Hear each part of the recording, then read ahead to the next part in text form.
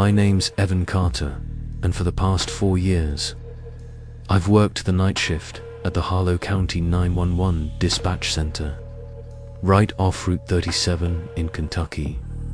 You probably don't think about the people who answer those late-night emergency calls, but trust me, it's a strange kind of job. You sit in a room with flickering fluorescent lights, a half-empty cup of cold coffee, and a dozen monitors quietly blinking at you. Most nights, it's just static and silence. Other nights, it's something else entirely. That Friday started like any other. I clocked in at 10 p.m., logged into the system, and put on my headset. There were only 3 of us that night.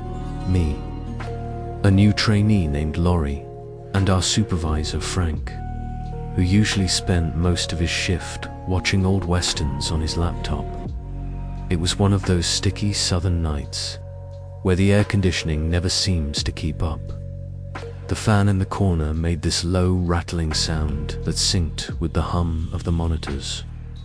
I remember glancing at the wall clock to 2:14 a.m. when the line rang. Now, that wasn't unusual. The graveyard hours are when we get the weirdest calls. Pranksters, drunk drivers, sometimes a kid who accidentally hits 911 on their parents' phone. But this one, I knew right away something was off. The screen lit up with a number that didn't make sense. No area code, no caller ID, just rural Route 6, active line flashing red. For a second, I thought it was a glitch. I clicked open the system history to cross-check it and froze. That address had been decommissioned since 1999. The Henderson farm. My training told me to treat every call seriously, no matter what. So I pressed the line open. 911, what's your emergency? At first, all I heard was static. Not the kind of static you get from bad reception. This was different. It had a rhythm to it, almost like breathing. Hello. I said again, leaning closer to the headset then. A voice, a whisper. Evan, I swear to God, I almost dropped my headset. My name. The caller knew my name. Who is this? I asked, trying to steady my voice. A pause. Then, a long, shaky breath. You shouldn't be here tonight.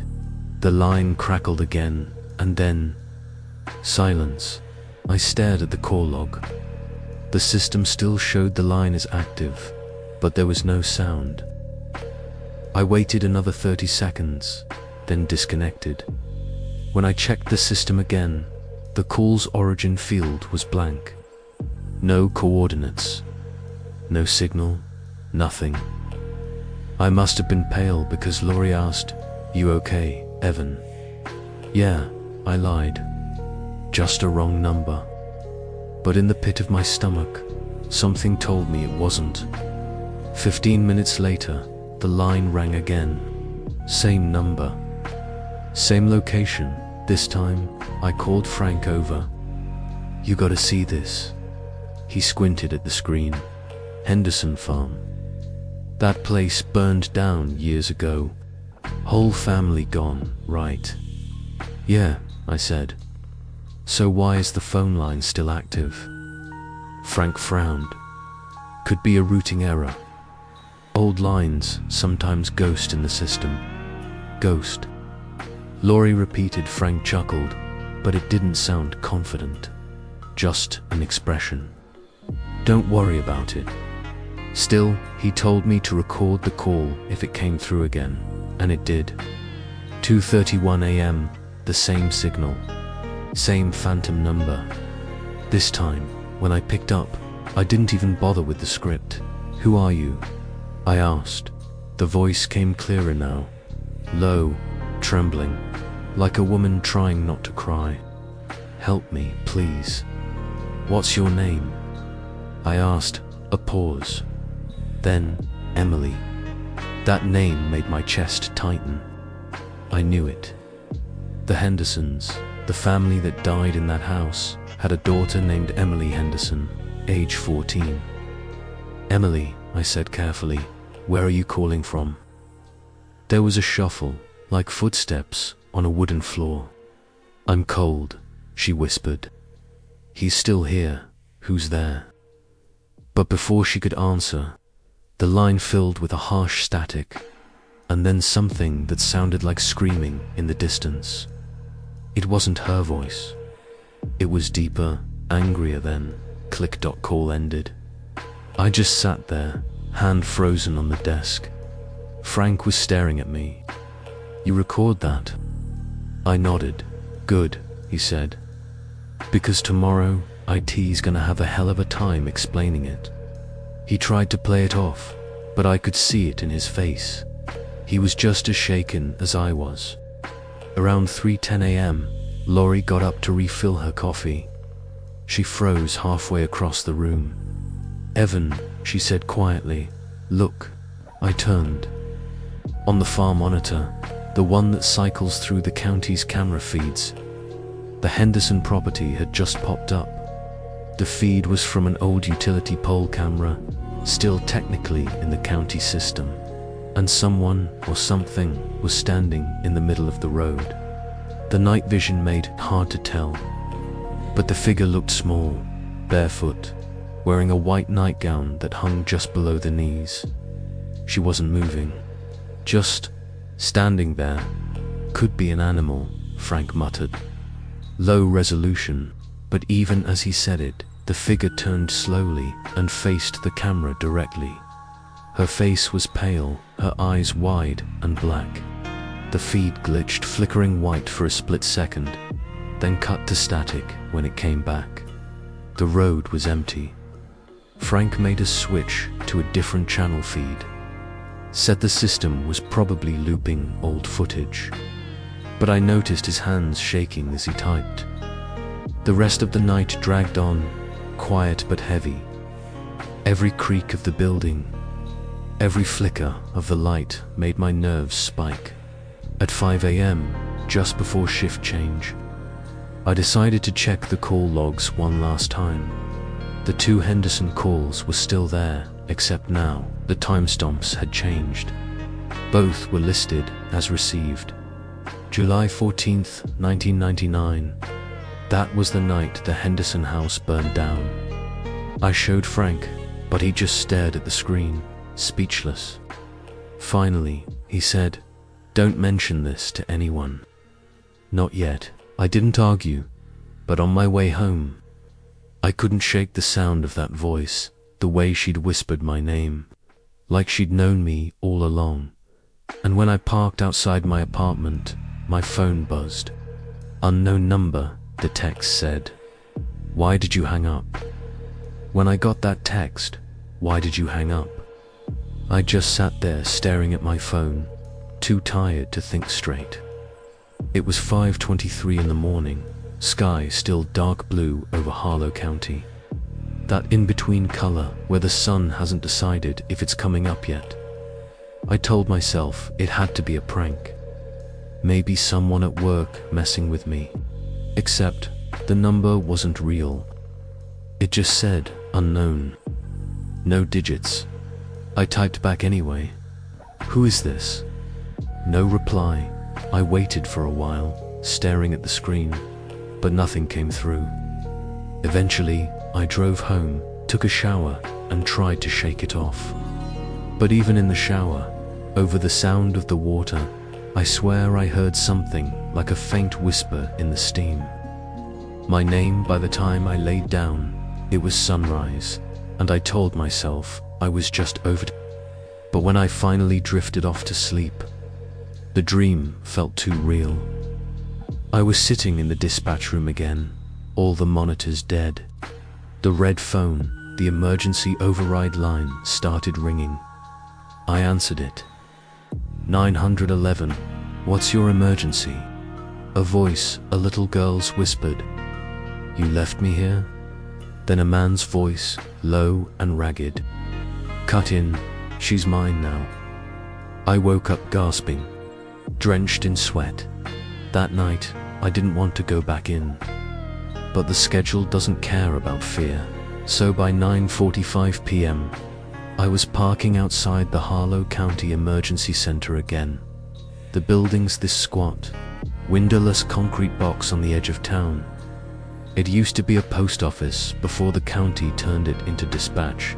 Every time you walk in, it smells faintly like dust and old coffee.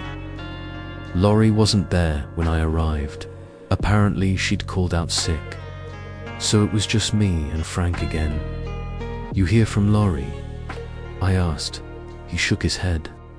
Texted me around noon, said she was feeling weird, nightmares or something. My stomach tightened. Asterisk, the shift started quietly.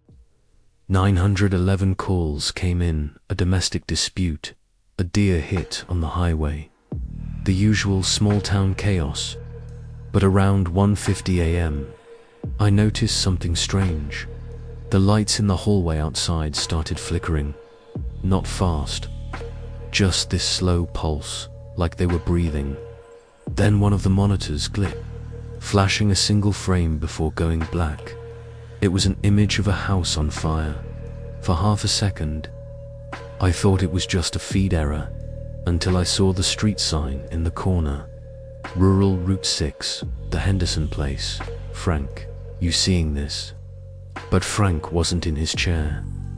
His headset was lying on the desk, still warm. "Frank." I called, no answer. I got up and peeked into the hallway, empty. The lights flickered again, and I swear I could smell smoke. "Frank." I shouted again, my voice echoing from the far end of the hall.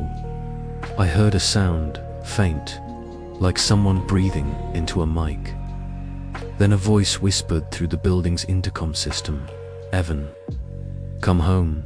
I froze. That wasn't Frank's voice. It was hers, Emily. I ran back into the dispatch room. The monitor that had gone dark was now on again, showing a live feed of the Henderson farmhouse. The camera wasn't supposed to be active. The system labeled it "archived feed" on the screen.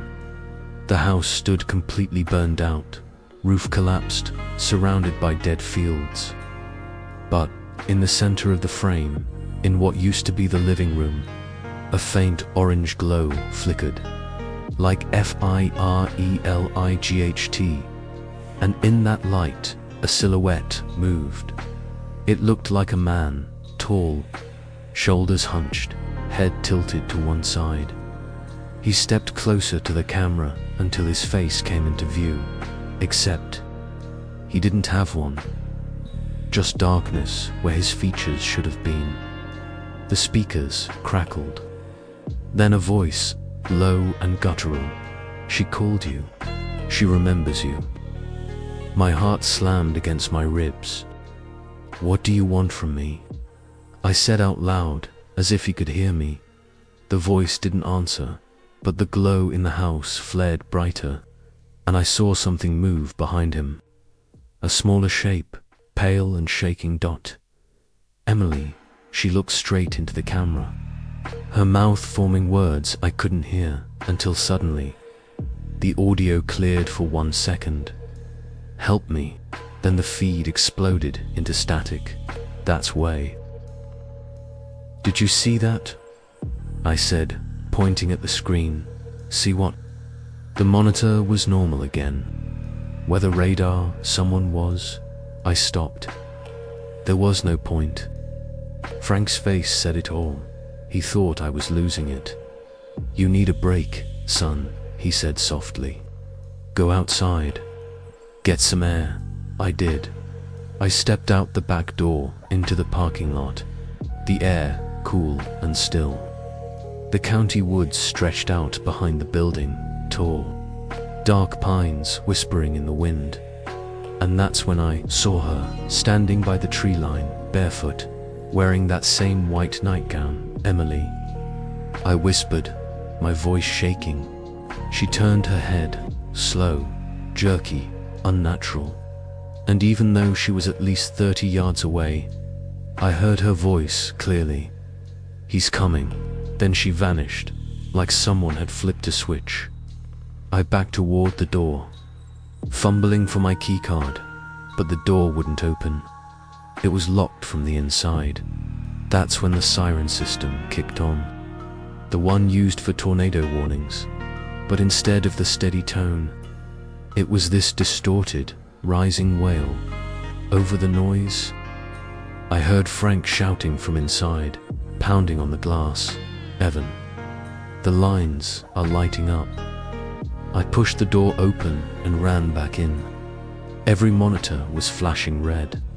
"Incoming call, Rural Route 6, over and over, 20, 30 lines at once." Frank tried to hang up one, but another came through immediately. "What the hell is this?" he shouted. I picked up one of the lines, my hands shaking so hard I almost dropped the receiver. 911, what's your emergency? Silence. Then, a man's voice. "You were supposed to save her." I froze. "You didn't pick up. 26 years ago. You let them die." My throat went dry. "That's not possible," I whispered. "I wasn't even you were there." Then, for the first time, I heard a sound I recognized. A little girl's scream. Emily's. The line cut, every monitor went black. The hum of the air system stopped. Total silence. Then, across the dark screens, words began to type themselves, letter by letter. "Welcome back, Evan." I stumbled backward, heart hammering. Frank was nowhere to be seen. His headset lay on the floor, cord still swinging.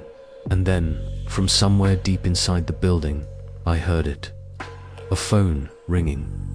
Not the modern digital ring. The old kind. The one with the metal bell. It echoed through the empty halls. And it was coming from the basement, a place that, as far as I knew, didn't even exist. The ringing didn't stop. That old, metallic sound, sharp and hollow, like something from another time, echoed through the building, down the empty hall, into my bones. I didn't even know we had a basement. The blueprints I'd seen during orientation showed only one level, but the sound was real. It was coming from somewhere below. "Frank." I called again, but the building swallowed my voice.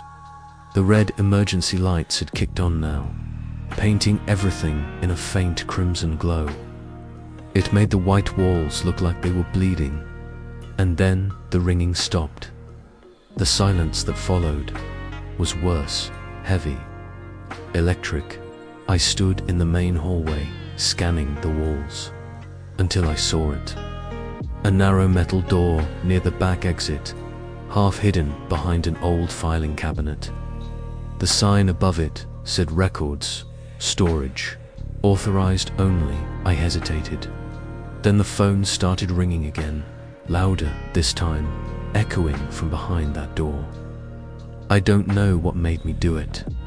Maybe it was adrenaline, maybe curiosity, or maybe part of me already knew this was something I had to face. I pulled the cabinet aside, grabbed the handle, and it opened with a long, rusty creak. A short concrete stairway led down into darkness. The smell hit me first, mold, dust, and something else. Something faintly burnt. I took out my phone, turned on the flashlight, and started down. The basement looked like it hadn't been touched in decades. Rows of old file cabinets lined the walls, half of them rusted shut. There were boxes marked dispatch records, Mui $990 SE, stacked to the ceiling. Cobwebs hung like curtains in the corners, and there, at the center of the room, sat the source of the ringing dot, an antique rotary phone, black, sitting on a wooden desk covered in dust. Its cord trailed into the wall. No outlet, no visible line. The phone stopped ringing as I approached. I just stared at it, my flashlight beam shaking in my hand. Then, with a single metallic click, the receiver lifted itself off the hook. My heart jumped into my throat. The handset hovered for a second. I swear it moved, and then dropped back down with a dull clack. And from somewhere deep inside the phone's speaker, a faint voice whispered, "We were waiting for you." I backed up fast, nearly tripping over a box. My breathing was shallow, my pulse pounding in my ears. The voice came again, louder this time. "You heard her. You always hear her. Who are you?" I shouted, the sound bouncing off the concrete walls. No answer.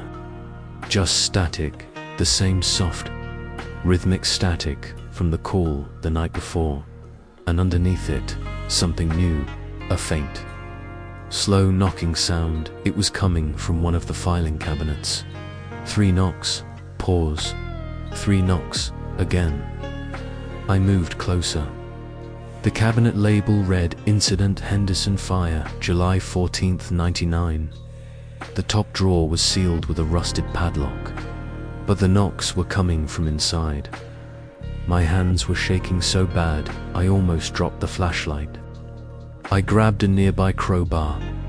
Don't ask me why, there was one lying there, and pried the lock loose. The drawer slid open with a groan. Inside were files burned at the edges, brittle and yellowed, and a single cassette tape. Labeled Call Record, July 14th, 99, Henderson. The knocking stopped. I stared at the tape. My rational brain said, "Take it upstairs, play it safely." But another voice, quieter, older, whispered inside my head, "You already know what's on it." I found an old tape player on a shelf nearby, plugged it in, and hit play. At first, just static.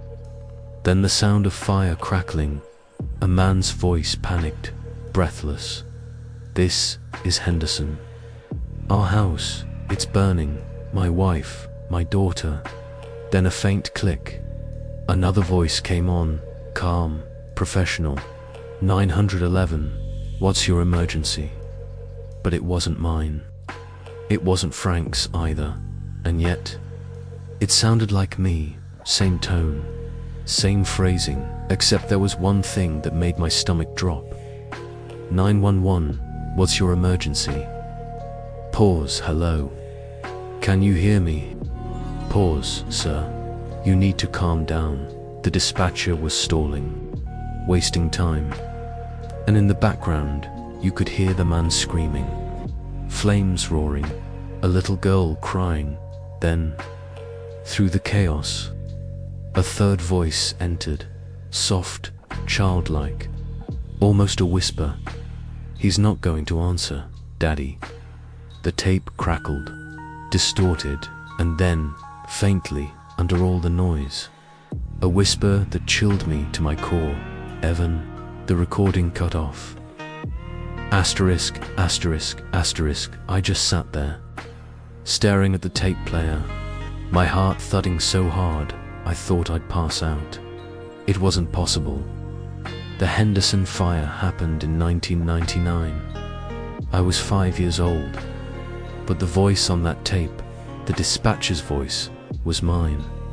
I stumbled backward, knocking over a stack of boxes. The noise echoed like thunder in the basement, and that's when I noticed the wall across from me. It was different from the others, darker concrete, a little uneven. I shined the flashlight on it and saw scratches, words carved into the stone. "We called. You never answered." I froze. My throat tightened. The phone on the desk rang again, loud, shrill, insistent. I turned toward it, but before I could move, the light on my phone flickered and died. The room plunged into darkness. The ringing grew louder, echoing from every direction. I felt a rush of cold air at my back, like someone exhaled right against my neck. And then a whisper, pick up. My hand moved on its own, reaching out in the dark. The receiver was ice cold. When I lifted it, the ringing stopped. For a long moment, there was nothing but breathing, slow, wet, uneven. Then a deep, gravelly voice said, "It's your shift again." The line clicked dead. I turned to run, but when I reached the stairs, they weren't there anymore. The wall was solid concrete. I was trapped. Something was moving in the dark behind me. Slow footsteps scraping against the concrete floor. I swung the flashlight wildly, desperate for any sign of the way out. And for a split second, the beam caught a figure standing by the desk. Frank, or what was left of him. His eyes were gone. His mouth hung open, black smoke spilling out. His voice came out low and broken. "We all have to answer. Evan." Then he lunged. I stumbled backward, tripped over the cord of the old phone, and crashed hard against the wall. But the impact made something crack. The wall gave way, revealing a narrow tunnel behind it. Without thinking, I crawled through. Asterisk, asterisk. She looked just like the girl from the old newspaper photo I'd seen in the archives, except half of her skin was blistered, blackened. But her eyes were still bright, almost too bright. "You heard me call," she whispered. "You didn't pick up." "I wasn't there," I said. "I was a kid. I couldn't have. You always were here." She pointed behind me. The wall that had been solid dirt seconds ago now held a door. It was the same model as the dispatch center's gray metal, with a small rectangular window. Light flickered behind it. Before I could react, the phone started ringing again. But this time, the ringing wasn't just noise, it was rhythm. A pattern, ... dash, dash. Morse code, HELP. I moved toward the door. My fingers trembled as I pushed it open. I stepped into a room that shouldn't exist. Fluorescent lights buzzed overhead. Rows of monitors, consoles, the same dispatch layout as upstairs, only older, dustier. Like a version of our office frozen in time. And sitting at the main console was me, not a reflection, not a ghost. Me, he wore my uniform, same name tag, same tired posture. He had the headset on, staring at the screens, lips moving quietly as if repeating a script. I took a step closer. The air around him shimmered like heat from a flame. "Who are you?" I asked. He didn't turn. 911, what's your emergency? He said mechanically. 911, what's your emergency? 911, what's your... The phrase looped, faster, until it warped into a distorted growl. "Stop," I shouted. He finally turned his head. His face was mine, but charred, the skin cracked like burned wood, the eyes glowing ember red. "You left the line open." He stood, the chairs scraping against the floor. "When they called, you hesitated, just like before."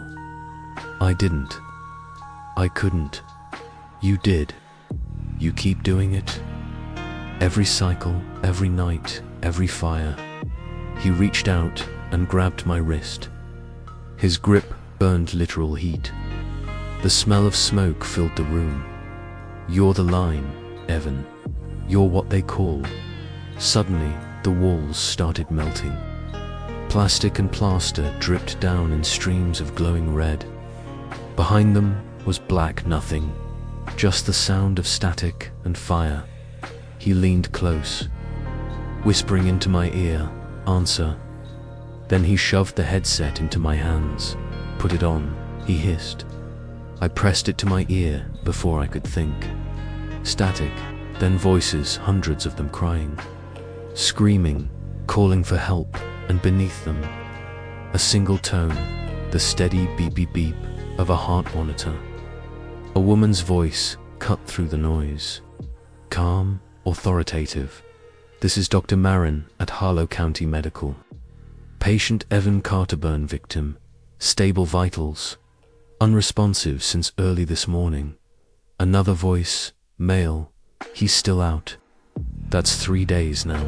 Yes." Keeps mumbling the same words in his sleep.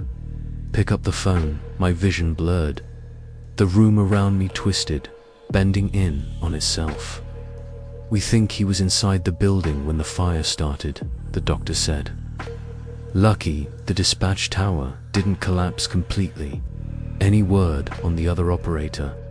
"Frank." The line cracked with static, and then, from deep inside the noise, Emily's voice whispered one last time. "You answered." I jolted awake. I was in a hospital bed. For in my arm, bandages on my hands. The heart monitor beside me beeped steadily. Sunlight streamed through the blinds. A nurse walked in, startled to see me awake. "Mr. Carter, my God, you're conscious. What happened?" I asked, my throat raw. She hesitated. "There was an electrical fire at the 911 center 3 nights ago. They think a power surge hit the lower floor. You and your supervisor were the only ones on shift, Frank." She looked down. "They didn't find him." My chest tightened. "And the basement?" She frowned. "There is no basement. The building's built on solid concrete. They discharged me 2 days later." I went back once just to see Dot. The center was sealed off, scorched black windows boarded. But as I stood by the chain-link fence, my phone buzzed. Unknown number. I almost didn't look. But curiosity got the better of me. The text said, "Shift starts at 10. Don't be late." I stared at it until the screen dimmed. Then, from inside the ruins, faint but unmistakable, the sound of an old rotary phone ringing. I didn't go back right away. After the fire, after the hospital, after all the interviews with the investigators, I tried to convince myself it was over, that it was all trauma, smoke inhalation, maybe a fever dream, stitched together by my guilty conscience. But it's funny how silence can feel like screaming when you know something's missing. For weeks after, I couldn't sleep. Every time I closed my eyes, I'd hear the phone ringing, that old metallic tone that doesn't exist on modern lines anymore. Sometimes it would sound distant, other times right beside my bed. Once, I swear I heard a second voice whispering through the static of my alarm clock. "Answer." I smashed that clock the same night, when the nightmares got too real. I moved into my brother's spare room in town. He said I talked in my sleep, always the same thing. Dispatch number 7. Answer it. By the second month, I couldn't take it anymore. So I went back. Harlow County's dispatch center was still sealed off. Half the lot was cordoned with yellow tape, the rest littered with charred debris. The building looked smaller than I remembered, maybe because the top floor had collapsed inward like a crushed box. But the tower was still there, that steel skeleton. Where the main radio antenna stood had somehow survived the flames. A single red light still blinked on top of it. Nobody could explain why it wasn't connected to the grid anymore. The official report blamed faulty wiring. But the thing is, there wasn't any wiring in the lower level. Because, according to every floor plan on record, there was no lower level. And yet, I'd been there. I'd crawled through that tunnel. I'd seen the phones. I'd spoken to Emily, so Ye broke in. I told myself I just wanted closure. But deep down, I think I was looking for her. The door was half melted, but it gave way easily with a shove. The air inside hit me like a punch with ash, rust, mold, something metallic underneath. My flashlight cut through the black, catching on warped desks, collapsed panels, half-melted monitors. Every step I took crunched over glass. The radio tower outside groaned in the wind. I said softly, voice bouncing through the hollow corridors, "Don't know answer." Just the creak of settling metal. Asterisk, asterisk, I reached the operations room, what used to be the heart of the place. The same console where I'd spent 100 nights answering the worst moments of people's lives. It was gone now. The counters warped, the plastic bubbled and cracked. But when I brushed some ash off the main desk, I found something underneath, a headset half-burned, just like the one in the tunnel, and written on the desk in soot. Faint but clear were 3 words. "Stay online." I didn't think. I just picked it up. At first, nothing. Then a faint click like a connection being made. "Evan," my heart nearly stopped. "Emily, you came back." Her voice was clearer now, less static, almost human. "I had to," I said. "None of this makes sense. The fire, the calls, the basement, what is this?" "You left the line open." "What line?" "The one between here and there." "Emily, listen to me. You died in that fire, didn't you?" "In '99, I saw the article." A long pause. "Then, we all did." The temperature dropped instantly. I could see my breath in front of me. The shadows in the corners stretched longer, darker. "He made us answer," she said. "We couldn't hang up. Not once the line was open." Who made you?" "The man upstairs." "What man?" "He built this place on a signal that never ends. Every time someone picks up, it finds another voice to keep it going. That's why you heard us. You became part of it." "No," I said, shaking my head. "That's not real." "Then hang up." My grip tightened on the headset. The line hissed softly, like breathing. I tried to pull it off, but my hand wouldn't move. The cord around my wrist had tightened metal biting into my skin. "You hear them, don't you?" Emily whispered. The static shifted into background voices, again crying, begging, all overlapping. Every one of them called for help. Every one of them waited for an answer. But the call never ended. "Why me?" I asked. "Because you answered." The lights in the hall flickered once, twice, then cut out completely. The only light now came from my flashlight, rolling slowly on the floor where I'd dropped it. Somewhere behind me, a door creaked open, and I heard footsteps. They were deliberate, heavy, slow. I turned, aiming the light toward the hallway. The beam caught on a shadow that shouldn't have been there tall, broad-shouldered, moving steadily toward me. "Who's there?" I said, backing up. The shape stepped into view. He wore a uniform like mine, only older. Patch burned half off, hair grey at the temples. His skin looked cooked, charred around the edges. His badge read, Franklin Hayes. Frank, my old supervisor. Frank. I whispered. He looked at me with eyes that glowed faintly orange, like the last coals of a dying fire. "Shift's not over," he said, voice low and gravelly. Frank, you died in the fire. I saw your name on the report. No one leaves until the line's clear." He reached for me. His fingers left smudges of soot on my jacket. "You left it open, kid. You let it through." "What did I let through?" He smiled a cracked, blackened smile. Him. Then the phones started ringing again. All of them. Every melted half-dead line lit up like veins of fire across the walls. Frank turned toward them slowly, and for the first time, I saw fear in his face. "He's here," he whispered.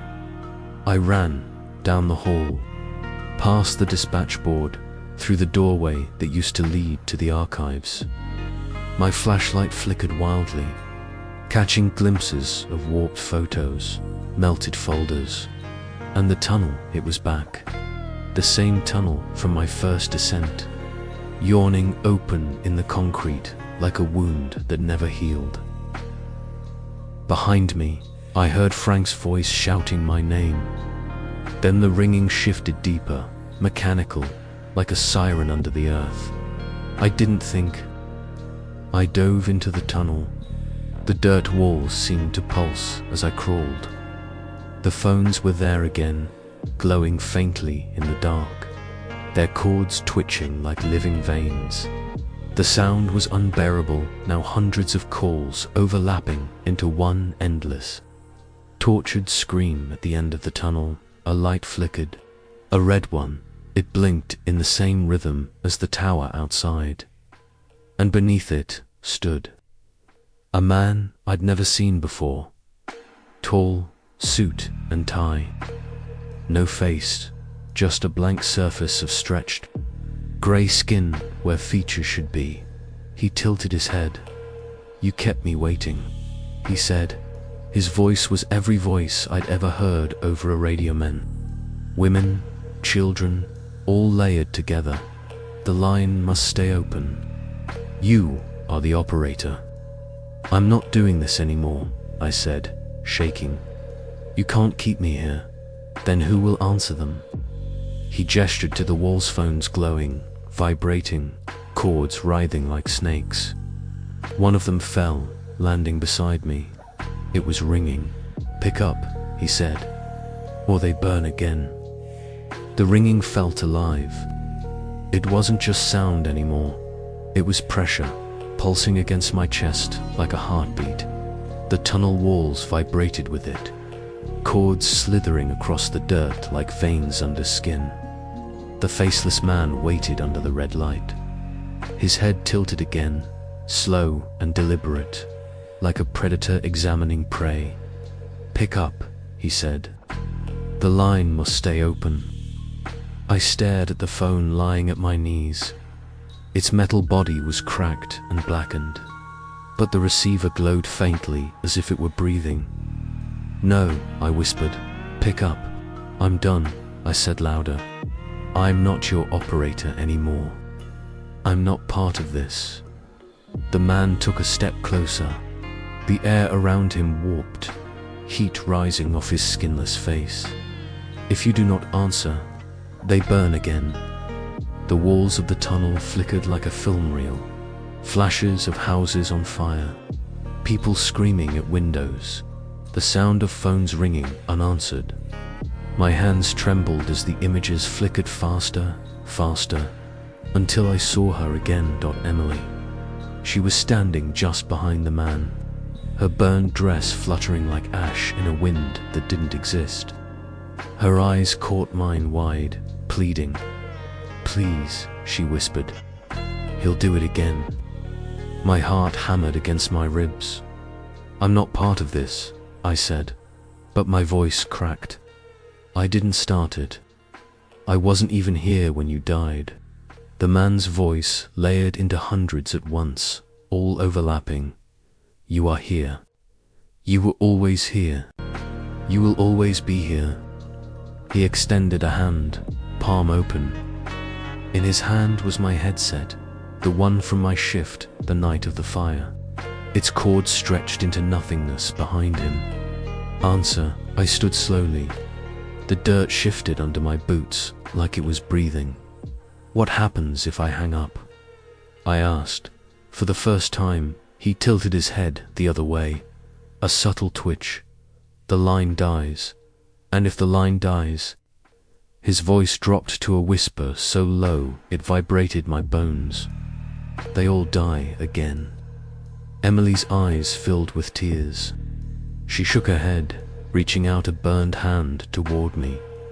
"He's lying," she said. "We're already dead. He keeps us here. He makes us call." The man turned sharply toward her. The tunnel walls rippled violently, the phones screeching.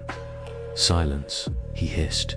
She screamed, a sound like metal tearing, and was yanked backward into the cords, her body dissolving into static. "Emily." I lunged forward, but the man blocked my path. "Pick up, operator." Something inside me snapped. All the nights of emergency calls, all the times I'd been the only voice someone heard in their worst moment, all the guilt of the fire, it all boiled up. "No," I said. I grabbed the phone off the ground. The ringing stopped instantly. The tunnel fell silent, cords twitching like startled snakes.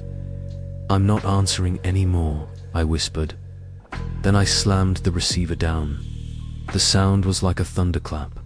The red light shattered. The phone screamed, not ringing, but screaming. Cords snapping from the walls, sparks raining down. The faceless man staggered backward, his featureless skin cracking like dry earth. "No." His layered voice howled. "The line cannot die." I stepped toward him. "Watch me." He reached out with both hands, claws forming where fingers had been. The tunnel shook violently, dirt raining from above. "If you kill the line, you kill them all. They're already gone," I shouted, and with everything I had left, I ripped the headset's cord from his grasp. Light dot blinding, white light poured out of the cord, tearing through the tunnel. The phones melted into liquid shadow, the walls collapsing inward like a paper bag on fire. The man screamed, a sound like 1,000 phone lines, going dead at once, and his body imploded into static, dissolving into the dirt for a heartbeat. I saw them, all of them, hundreds of faces in the light, men, women, children, fading like smoke. And at the center, Emily. She wasn't burned anymore. She looked like her photo hole, young eyes, bright. "She smiled at me," you answered. She said softly. Then she was gone. I woke up lying on the ground outside the dispatch center. It was dawn. The sky over Harlow County was pink and gold. The radio tower's red light was dark for the first time since the fire. My hands were raw and bleeding. No headset, no cord, no tunnel. Just the burned out shell of the building behind me. Sirens wailed in the distance. Real ones, this time. Someone must have called 911 about the break-in. I stood, legs shaking, and walked to my car. When I slid behind the wheel, my phone buzzed. Unknown number. I stared at it for a long time. Then, slowly, I swiped to answer. "Hello." I said, "Nothing, just silence." Then a single tone, beep, beep, beep, like a heart monitor, and a girl's voice. Faint but clear, "Thank you." Click. The line went dead. That was 3 weeks ago. Since then, no more ringing. No more nightmares. The tower's gone, dismantled by order of the county. They're rebuilding the dispatch center from scratch on a new lot outside town. Sometimes, late at night, I still pick up my phone and half expect to hear static, but it's just silence. I'm not sure if I freed them or just cut the cord on something too big to understand. But I know one thing: the line is finally closed.